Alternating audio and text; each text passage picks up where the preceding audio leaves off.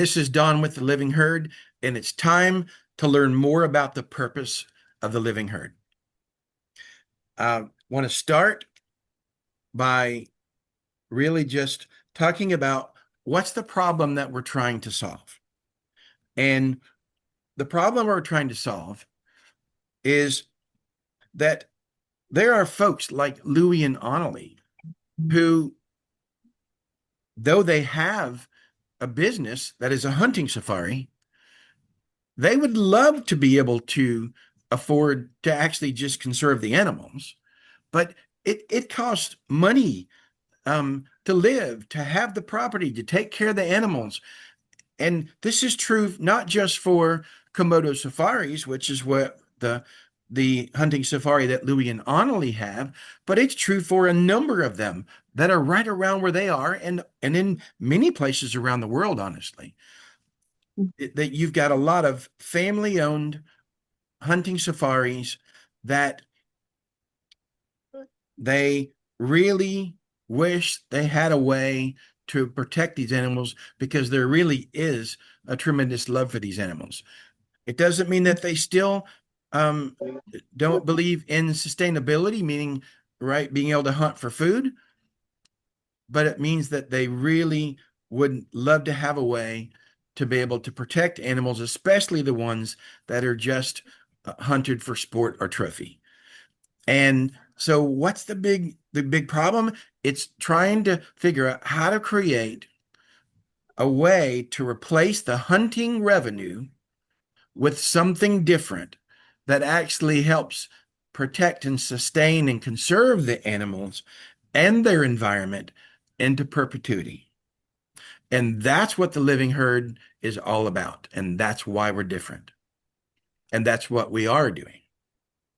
So, that being the case, I wanted to give Louie and Annalie a chance to say a few words. So, if you guys will go ahead. Okay. Yeah, nowadays it costs money to keep animals. It's not. A lot of people think you get them for free because they're in the bush, but it's not only that. There's poachers in our area going with dogs at night at full moon, and they kill the first animal that the dogs put together. So we have to protect them. That's the first thing. We spent many hours uh, um, trying to make sure that the animals are safe. Uh, so that's one thing. Then the fences needs to be maintained. The roads need to be maintained. We have to make sure that there's water. In the winter, we don't get any rain in South Africa, so you have to provide water. And especially with giraffes, giraffes is meat, leaf eaters, so they only eat leaves. And in our area, the trees lose most of their leaves in the winter time. So you must make sure that they get enough very good supplements. And if needed, you have to feed them alfalfa and stuff like that. So you have to have a close look on them and make sure that they're healthy. If they start to lose weight, you have to immediately adopt. Or you see they walk the whole property, so they're looking for um, a good leaves to eat. And the problem is giraffes are sensitive for tannin poisoning. That is a poison that the leaves, the trees create to make sure that the animals don't overgraze them. Uh, so a giraffe can die with a full stomach because he ate too many leaves with tannin in. That's a problem that not everybody knows about that. So you have to make sure that you have enough availability for the giraffes to stay alive and to stay healthy. Um, and if you're busy with a hunting business, it's very difficult to keep a close look on, to make sure that everything is healthy and everything is, especially in wintertime when it's hunting season. So I'm very excited about this new journey. I think I'm going to learn a lot, although I'm almost a bushman growing up in the bush. I'm going to learn a lot about giraffes, and I love it. Every time I see the giraffes, I stop and I spend more than half an hour there to see what they do and how they eat and what type of leaves they prefer and stuff like that. And I'm excited about this new journey to learn much more about them. Thank you. From my side, it is really nice to know that we can change it over to something that we don't have to kill the animals. It's not always nice. It's a way of running the business for us now. It's a way of paying our bills. It's how we get the kids through school and university. And that's what we had to do because we had the game farm. So for us now to move over to, we like always feel like we are the people that get all the hate on social media, where we can swap it around, where people will love what we do, is actually so heartwarming for me to know that we don't always have to then ban people from Facebook. And we always have to ban it because sometimes they really say ugly things. And they mean to the hunters, they mean to us. And it's really nice for me to know from a mother's point we don't always have to be on the bad end of the social media. So yeah, we're really looking forward to this journey. And I always when I had bad comments and stuff on Facebook, I immediately said to the guy, put your money where your mouth is.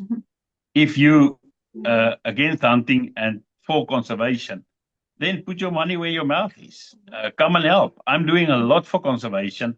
I did a lot for that since I was young, but we also hunted it. So from now on, I'm going to put my time and my money and everything, and for only one reason, and that is conservation. So I'm very excited, and I'm looking forward doing it, to put my money and my time and my effort and everything towards conservation. Yeah. That's wonderful. If I can add something, Don, or you want to go carry on. If I haven't always been with Louis. We've been together now. We found out yesterday, 16 years. So before that, I was working in the financial world. I worked in the bank for 15 years. So I didn't always know about all this nature conservation and hunting and all that. So for me, it was quite new. And when Louis explained it to me that we are actually contributing hunting companies more into nature conservation than other organizations. I was like, how? How do you? So he explained to me, like, the more animals the farmers breed with, the more nature conservation happens, because otherwise the animals would have all been killed and dead and nothing left for our grandchildren's children. Because of the hunting, the farmers started breeding with them. I'm like, oh, that makes sense. But in another sense, is if you can swap it over and you don't have to kill the animals and sell the meat, because we always used to give a more reasonable package away, because we can also sell the meat, because the meat is sustainable. It sustains so many families. I'm like, okay, that is a business, but what can we do if we not hunt? What can we do if we're not going to sell the meat? We need to live. We need to pay the bills. We need to pay our workers. So yeah, this is a very good opportunity for us. Wonderful. I remember, what's the little town that's closest to there where it's got the airport with the restaurant? What's that little town? Northam. I remember not far from the airport, Peter, right? The Peter, the professional hunter, showed me the public hunting land. And he said, this is where the public can hunt. And it was completely devastated. I mean, there was nothing. And he said, and you won't find anything, and you won't find any animals. He said, they've completely killed them all. He said, people don't understand that if you just think you're going to let them loose, that they're not going to get conserved. Just right. People are just going to kill them all. And so you guys have a place where there's an ability to actually take care of them and conserve them and keep them protected. and Mhm. that's really cool. Yeah. Uh, so I think what people need to get from this is that the living herd already has its first client, which is Komodo Safaris, with wonderful folks like Louie and Hannelie that believe in the mission, that would love to be involved and help transform their hunting safari into a conservation, into perpetuity, and that the living herd is going to be about providing an exclusive opportunity for people to be able to get involved and sponsor transforming your safari or a hunting safari into a conservation. And that's where we're headed. I'm excited about it, and I really appreciate the partnership. Yeah. Thank you, Yeah, Don. yeah. I'm very excited, and I can promise each and every one I will be in charge here, and will do the day-to-day conservation on the farm, and not a single animal that's going into this project will ever be hunted or will ever be sold to the free market where somebody can buy it and put it on his property and hunt it. So that is one very important thing that everybody have to know, that once the animals are in this project, not a single one will be hunted or selling to the open market. What we will do is we will find other conservation areas where we can relocate them once they're too many, and with a signed contract that they will never be hunted on the properties. Amen. I love it. Mhm. All righty. Well, Mm. thank you again. And always remember, please follow, like, and share. We would really appreciate it.